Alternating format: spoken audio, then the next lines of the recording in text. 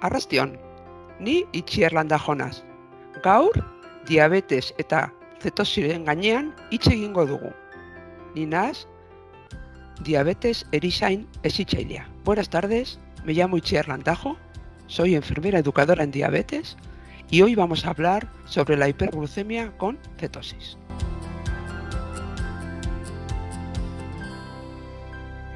Hiperglucemia y cetosis. Es una complicación poco frecuente pero peligrosa. El hecho de que sea poco frecuente puede llevar a que la persona cuando la tenga no la sospeche, no la confirme y en consecuencia no la trate. Y puede eso conllevar a que las cosas empeoren de manera importante. La causa que desencadena esta complicación siempre es la escasa o nula cantidad de insulina. Cuando la insulina es muy escasa o no hay insulina, no se puede utilizar la glucosa como energía y el organismo buscará otros recursos para sobrevivir. Siempre que haya un poco de insulina, ese poco va a impedir que se produzca la cetosis. Pero ya cuando las cantidades son tremendamente escasas es cuando puede ocurrir. Esta complicación, que decíamos que era poco frecuente, no suele ser así cuando se trata de personas que llevan bombas de insulina. Y podemos preguntarnos por qué hay diferencia entre las personas que llevan una bomba en cuanto a la frecuencia, las personas que llevan bomba o las personas que se ponen insulina de manera tradicional a través de pinchazos. Bien, pues aquí tenemos una bomba de insulina. La bomba de insulina es un aparato externo que aquí dentro lleva un depósito de insulina que va soltando continuamente cada hora determinadas cantidades de insulina, a veces muy poca, a veces bastante, pero continuamente y cada hora va inyectando insulina. Si por alguna razón hay algo que puede ocurrir, como puede ser que se obstruya, se cierre este camino, si puede cerrarse la aguja por donde va a salir la insulina, si por alguna razón se desconecta de la bomba, ya automáticamente ese organismo se queda sin insulina, porque no va a entrar nada de insulina a partir de ese momento. Si bien es cierto que hay muchas alarmas en las bombas, muchísimas alarmas, pero sin embargo, como os digo, puede haber eso que no me salía antes, pinzamientos aquí en este trayecto del catéter y no nos enteramos. Sin embargo, fijaros la diferencia que hay en la insulina tradicional. Cuando uno se inyecta insulina de manera tradicional, debajo de la piel, a la altura de la grasa, se van depositando un pequeño depósito de insulina, de pequeños cristales de insulina, que depende del tipo de insulina que sean, van a durar más o menos tiempo. Si se tratara de insulina rápida, este depósito tendría 3 horas de vida. Si se tratara de insulina lenta, este depósito duraría 24 horas.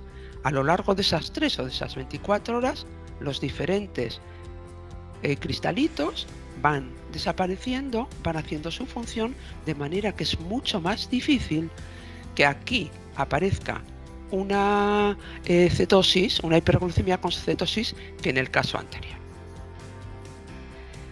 ¿Qué es lo que ocurre cuando todo va bien? Cuando todo va bien, la glucosa que llega a la sangre a partir de los alimentos que comemos, si todo va bien, va a llegar a la célula a través de la insulina. La insulina no es ni más ni menos que el sistema que permite entrar, el que abre la entrada de la célula. Mientras tengamos insulina, aunque sea poca, esta glucosa entrará y dará vida a la célula.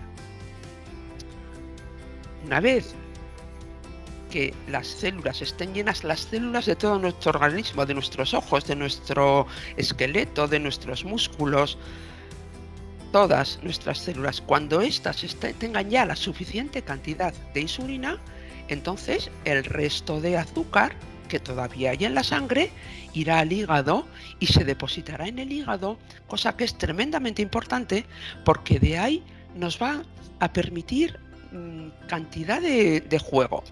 Si en los tiempos en que estamos muchas horas sin comer, la glucosa sale del hígado.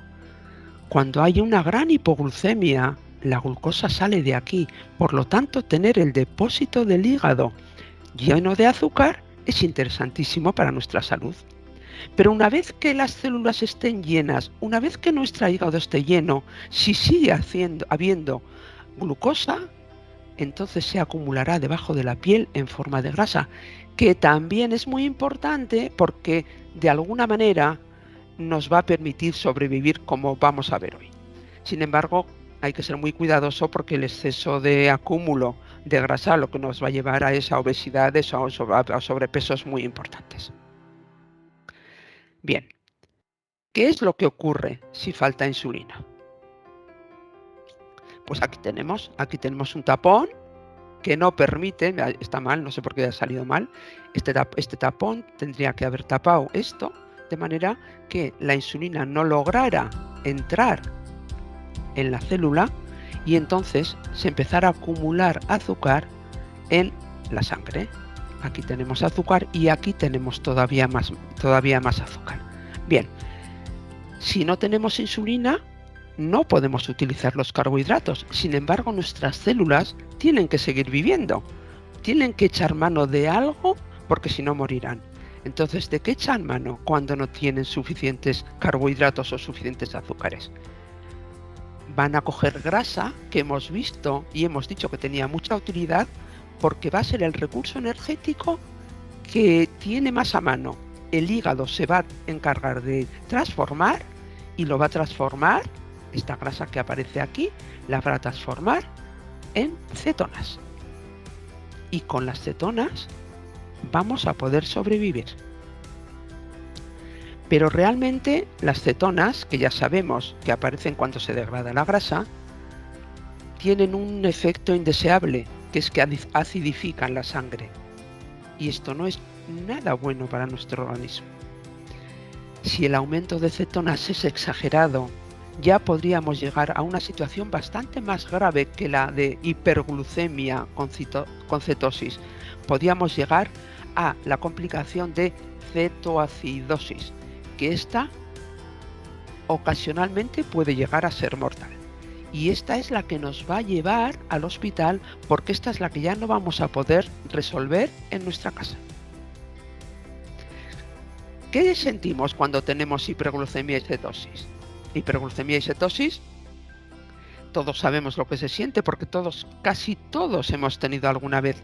Estamos hablando de la hiperglucemia y cetosis, estamos hablando de la mayoría del momento en que se diagnosticaron la mayoría de las personas. La mayoría de las personas con diabetes tipo 1 se diagnosticaron con hiperglucemia y cetosis o cetoacidosis. ¿Y qué síntomas cuentan o qué estas personas o qué podemos sentir nosotros cuando estemos en esta situación? ¿Qué pueden sentir las personas con diabetes en esta situación? Pues ya sabemos que a partir de 180 de glucosa en orina, nosotros ya empezamos a mear azúcar. Es un poco diferente en las diferentes personas. Las personas más mayores tienen el dintel un poco más alto y a lo mejor con 200 todavía no mean orina. Las personas embarazadas también tienen ese dintel un poco más alto. Pero se puede decir que la gran mayoría de las personas empiezan a expulsar azúcar por la orina a partir de 180 miligramos de azúcar en sangre. Entonces, orinan mucho, como consecuencia tienen mucha sed, pero a pesar de que beban, no pueden aportar al organismo todo lo que haga falta, porque cuando orinamos no solamente orinamos agua y urea, no, orinamos más cosas. Y suelen tener mucha hambre. Es muy curioso, las personas que empiezan como nuevas suelen decir, con lo contenta que yo estaba, porque resulta que yo he estado toda la vida haciendo un poco de dieta porque siempre está un poco gordita y resulta que ahora comía y resulta que no engordaba. Luego, no sé qué pasó, y ya deje de tener hambre. Esto es lo que cuentan. Y como veréis, esto es lo que vamos a ver aquí. Bueno, pues como os decía, también suelen tener mucha hambre y suelen estar cansados. Se cansan a pocos esfuerzos. Suelen perder peso y se sorprenden porque dicen, con todo lo que como, ¿cómo puedo estar perdiendo peso? Suelen tener la boca seca y pastosa. De hecho, a veces el médico les dice que saquen la lengua y con la parte externa de la uña les marca un poco en la lengua y se queda todo eso marcado ahí. Suelen decir que tienen visión borrosa. Y además suelen tener los síntomas propios de la cetosis, que son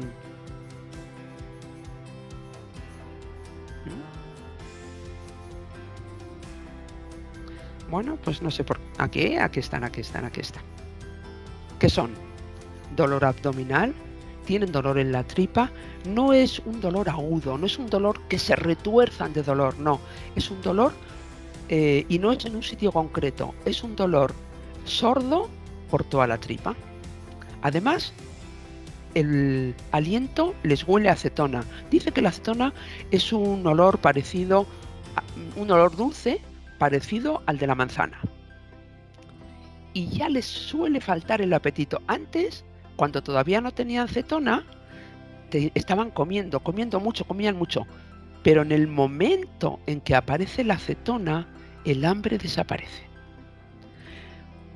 Y suelen tener eso. Dice, he estado comiendo la tira y ahora ya llevo, desde ayer es que no puedo comer nada. No puedo. Bueno, suelen tener vómitos y pueden llegar a deshidratarse. Y deshidratarse puede ser muy dañino para nuestro organismo. Deshidratarse no es solamente perder agua, deshidratarse es mucho más que eso. Cuando uno se deshidrata, pierde potasio, pierde sodio, pierde elementos muy sustanciales para la vida. Y suelen tener respiración de Kussmaul. No os preocupe este nombre, se llama así porque la descubrió este hombre que era un médico, la descubrió así. Es la respiración como de hambre de aire. Respiran como si hubieran acabado de hacer un ejercicio y se están recuperando. Sin embargo, su aparato respiratorio está perfecto. No pasa nada en su aparato respiratorio, sus pulmones están ideales, todo está ideal. Es un sistema de defensa que está haciendo el organismo para quitarse en alguna medida eso que es la acetona. Pueden tener también alteración de la conciencia y como último pueden tener coma. Realmente no se ven demasiados casos que lleguen a estos, en la actualidad, que lleguen a estos extremos. Ya hemos visto alguno, pero no suelen ser demasiados casos porque la gente aquí no se siente bien y ya lo que hace es pedir ayuda, va al médico, va a la urgencia y soluciona el problema. ¿Y por qué ocurre esto? ¿Por qué a una persona que es diabética, que ya está en tratamiento con insulina, por qué le puede pasar esto? Bueno, pues una de las causas más frecuentes es no ponerse la insulina. Porque una persona que se ponga insulina de manera tradicional, con bolis o con jeringas, etcétera, no se ponga una dosis de insulina rápida, probablemente no pase nada, su glucosa se subirá, pero probablemente las cosas no vayan más allá. Pero imaginaros que no solamente se deja de poner una dosis de insulina rápida, sino que se deja de poner también la dosis de insulina lenta. O sea, le falta la insulina de 24 horas y le falta la insulina de 3 horas. Aquí ya podemos tener problemas de cetosis, por no ponerse una dosis de insulina rápida no es fácil de que esto ocurra. Otro de los motivos suelen ser las infecciones. No tenemos que pensar en grandes infecciones comunes, no demasiado aparatosas, que no dan demasiada sintomatología, pueden llevarlos a una situación de hiperglucemia con cetosis. Las típicas infecciones de orina que mucha gente no tiene ninguna sintomatología y que es muy frecuente además, o pequeñas infecciones de una muela o una amigdalitis. Cualquier cosa, que no tiene que ser una gran cosa para que esto ocurra. Si disminuimos mucho las dosis de insulina y algunos medicamentos, siempre hay que hablar de los corticoides. Los corticoides son medicamentos imprescindibles para el tratamiento de determinadas enfermedades. No podemos estar sin corticoides. Hay algunas personas que lo rechazan porque saben que los corticoides suben el azúcar. Pero ese no es el planteamiento adecuado. El planteamiento adecuado es: necesito corticoides porque tengo que tratar un dolor tremendo, necesito corticoides porque tengo una inflamación no sé dónde, necesito corticoides por la razón que sea, pues los tomo. Lo que tengo que hacer es adecuar el tratamiento de mi insulina a esos corticoides. Le tengo que advertir al médico, que por otro lado casi siempre lo sabe, que tengo diabetes, y tengo que adecuar a esos corticoides el tratamiento de insulina. Cuando hablamos de corticoides, estamos hablando de cualquier forma de tomar corticoides. Tanto estamos hablando de inyecciones de corticoides, de inyecciones intraarticulares de corticoides, de pomadas de corticoides, de pastillas e incluso de colirios. Y cuando sea necesario se toman. Simplemente hay que hacer bastantes más controles de glucemia y poner la insulina necesaria. Y si no sabemos cómo hacerlo, preguntamos a nuestro equipo de salud. Otra causa de bajón sería comer exageradamente muchos carbohidratos, muchos dulces. Y el estrés físico o psíquico conlleva un riesgo tremendo de hiperglucemia con cetosis.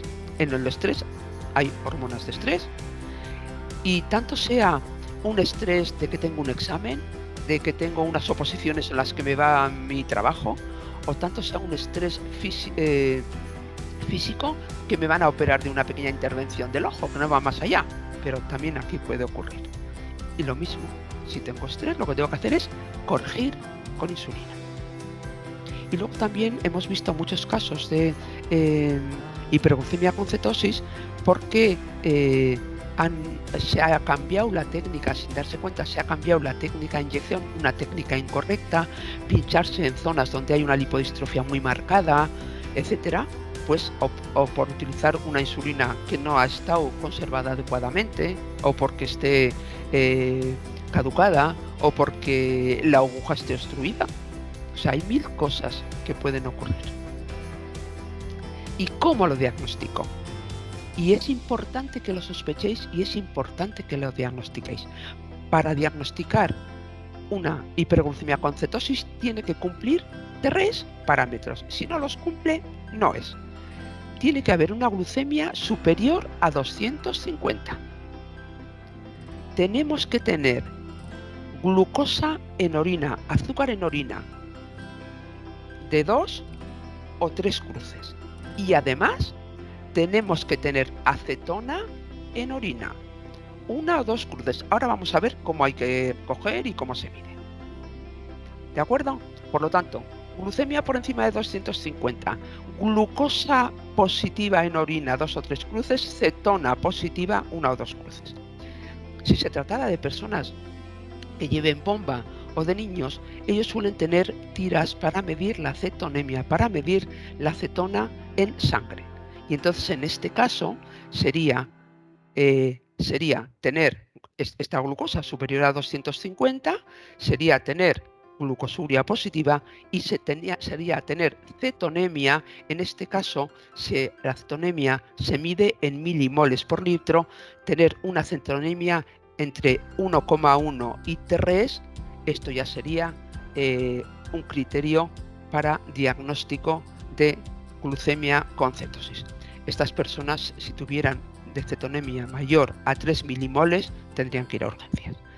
Bien, pues vamos a ver cómo se recoge la orina y cómo la orina para determinar la cetonuria y la glucosuria y cómo se debe hacer la cetonemia.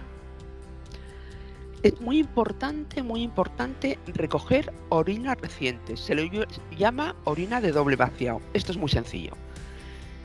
Cuando vamos a recoger una orina, vamos al baño, meamos todo lo que tenemos en la vejiga y esperamos unos minutos, pocos minutos, porque enseguida vamos a tener orina en la vejiga. Podemos tomar un poquito de agua y en esa orina reciente es donde vamos a meter la tira de glucosa y de acetona. Porque ¿qué ocurriría si no hacemos esto? nosotros nos levantamos por la mañana una mañana, vemos que tenemos 300 y dices, oye, mamá, a ver si tengo glucosuria. Y con toda esa orina que tengo en mi vejiga de 6 o 7 horas o 5 horas, es ahí donde meto la orina. Pues probablemente esa orina, esa glucosa y esa acetona quizá esté muy diluida, porque en la vejiga tenemos orina de mogollón de horas y corresponde a muchas horas de atrás. Por lo tanto, el resultado de una orina de tanto tiempo en nuestra vejiga no sería fiable. Así que acordaros de orina de doble vaciado. Vale, pues vamos a ver cómo se hace esto. Bien, una vez que hemos cogido la orina reciente, este es el tubo de las tiras reactivas. En esta parte verde, aquí con esto determinaremos la glucosa, y en esta parte de lilas, con esto determinaremos la acetona. Y esta es la tira reactiva. Entonces cogemos, metemos estos dos reactivos, esto tiene que mojarse en la orina, no hace falta más que meter y sacar, no hace falta tener allí el reactivo, nada, lo mojamos, sacamos la tira y lo leemos exactamente al de 1 minuto. No os preocupéis, el tiempo está escrito siempre en el bote, pone leer exactamente al de 1 minuto. ¿Por qué? Porque si leemos más antes de ese tiempo, la reacción no se ha acabado, y si leemos más tarde, la reacción será mayor y no tampoco serán fiables. De manera que si mojo la orina y al de 1 minuto este color está así, es negativo. Si este color está así, tendremos indicios, no tendremos una cruz, tendremos 2 cruces, tendremos 3 y tendremos 4 cruces. Es decir, que tenemos cetonuria positiva, 1, 2, 3 o 4 cruces. Y ahora, con esta parte de aquí, si se queda en este lado, tendremos indicios, tendremos una cruz, 2 y 3 cruces. Es así de sencillo. De cualquier manera, si queréis ver esto amplio, hay muchos vídeos fáciles para ver y muy sencillitos. Es importante primero tener tiras. Muchas personas con diabetes tipo 1 no tienen tiras de glucosa en casa. Los que tienen a veces las tienen caducadas. Otros las han abierto y las han dejado abiertas, con lo cual no valen para nada. Y otros las han abierto hace 5 meses y tampoco valen para nada. Así que, por favor, es importante que todas las personas que tengan diabetes tipo 1 tengan las tiras en condiciones. ¿Qué diferencia hay entre cetonemia y cetonuria? Pues hay la grandísima diferencia es que esto es a tiempo real. Lo que me dice aquí y en este momento es lo que tengo. La cetonuria, lo que me dice, siempre está haciendo referencia a un tiempo detrás. Hay que pensar que la sangre ha pasado por los riñones, de los riñones ha pasado por los uréteres, una vez ya purificada en los riñones, ha pasado por los uréteres y ha llegado a la vejiga. Eso no se hace en 1 minuto, ni en 1 segundo, ni en 3 minutos. Y de la vejiga aún tiene que salir y la tenemos que medir. Por eso cuando medimos cetonuria, estamos midiendo algo que corresponde un poco a tiempo atrás. Y esto que os explico ahora va a tener interés para algo que vamos a ver después. ¿Cómo se mide la acetona? Pues para medir la acetona necesitamos tener un medidor de acetonas, necesitamos tener tiras reactivas de acetona. Pero las tiras reactivas de acetona solamente están aprobadas para las personas que lleven bombas o para niños de pequeña edad. Para el resto de las personas, de momento no está aprobado el uso de tiras de acetona. También, como hemos visto ya, saber que el resultado de las tiras de acetona se mide en milimoles. Aquí tenemos diferentes medidores con diferentes tiras reactivas. Aquí tenemos algo que ya muchísimos conocéis, que aparte de ser un lector del libre, del freestyle libre, también es un medidor de glucosa y también es un medidor de cetona. Y entonces aquí tenemos las tiras correspondientes. hace falta tener un pinchador, ya hemos dicho, y los resultados normales son entre 0 y 0,5, no tenemos cetona.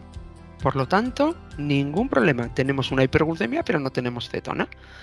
Si estamos entre 0,6 y 1,4, estamos bien, pero hay que repetir un poco más tarde.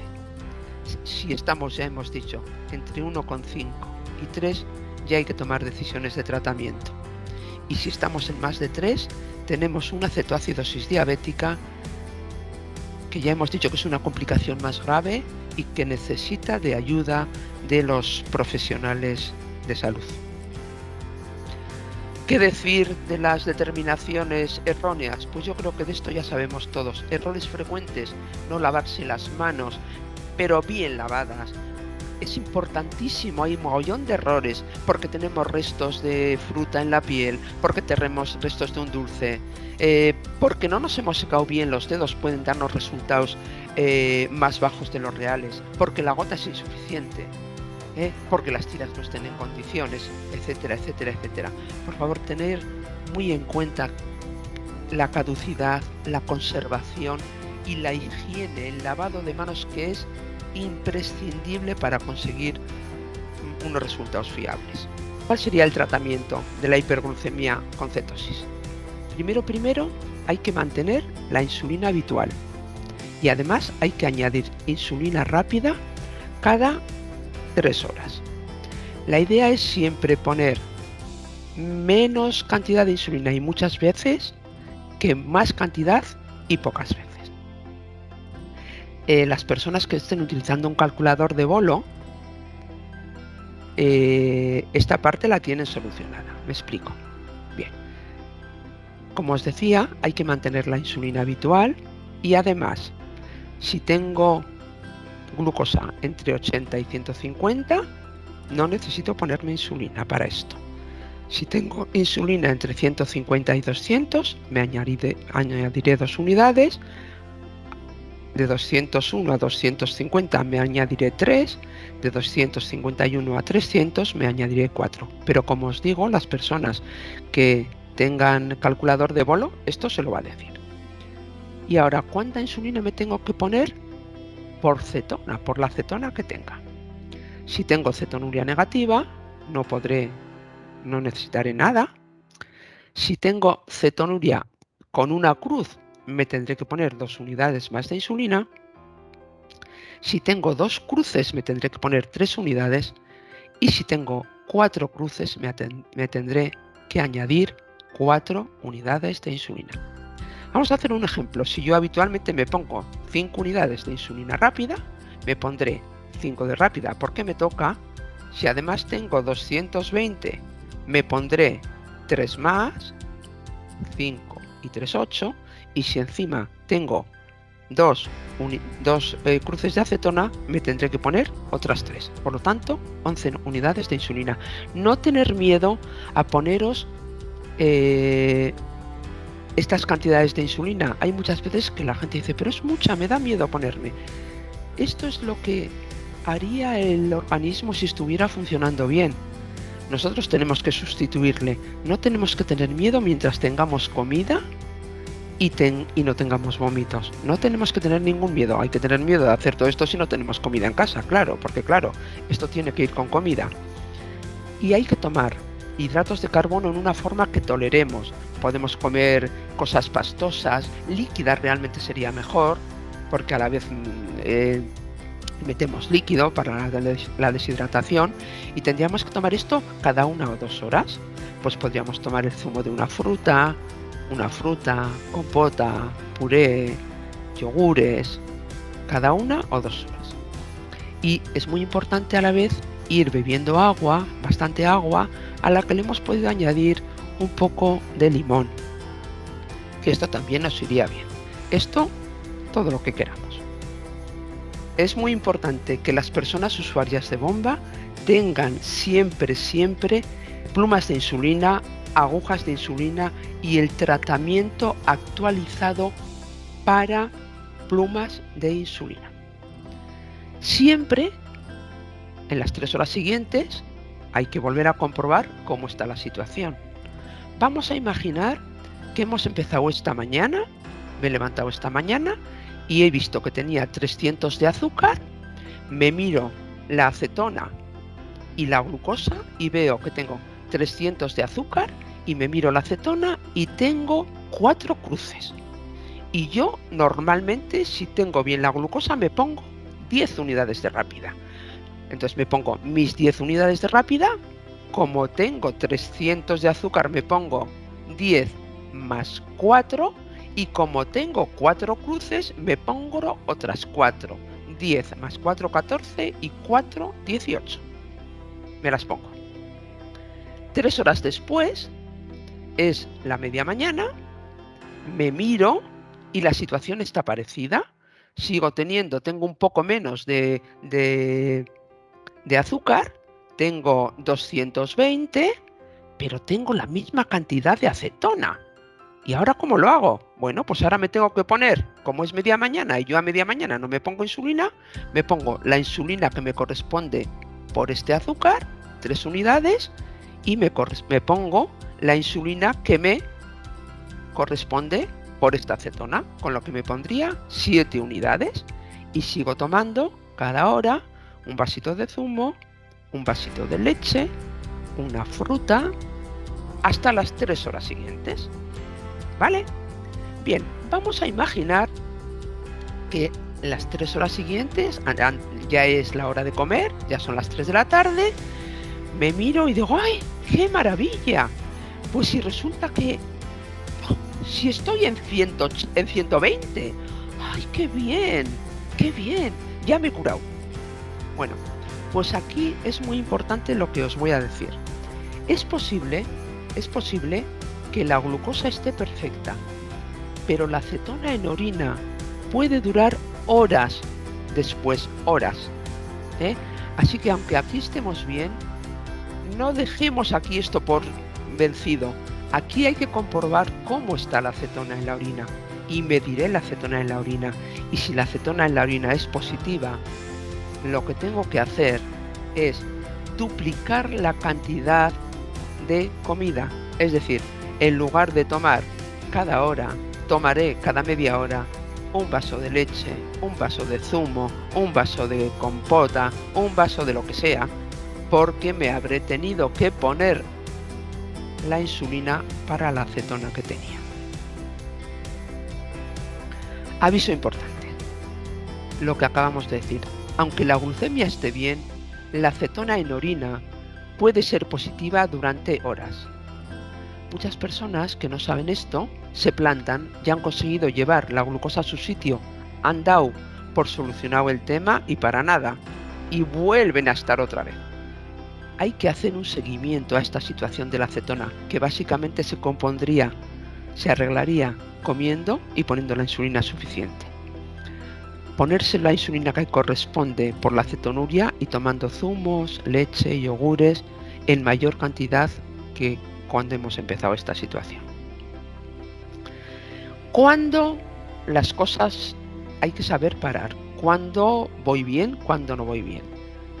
Si resulta que me he puesto 3 veces ya dosis extras. Me he puesto dosis extra en el desayuno, me he puesto dosis extra de insulina por acetona, por glucosa, etcétera, a media mañana, me he puesto otra vez a mediodía y llegan las 4 de la tarde y aquello no ha mejorado nada. Eso quiere decir que tengo que ir al hospital. ¿Por qué quiere decir que tengo que ir al hospital? Porque me lo tienen que solucionar. Los profesionales, los médicos me lo tienen que solucionar en urgencias. Yo ya no lo puedo solucionar en casa. Y también hay que ir al hospital porque si estoy vomitando porque vomité una vez no pasa nada. Pero si estoy vomitando continuamente, también tengo que ir al hospital porque me estoy poniendo mucha insulina para solucionar la situación y no estoy metiendo comida en mi organismo. Así que si vómitos persistentes, la glucemia no ha mejorado tras administrarse 3 dosis suplementarias de insulina, es importante ir al hospital. Es que ricasco.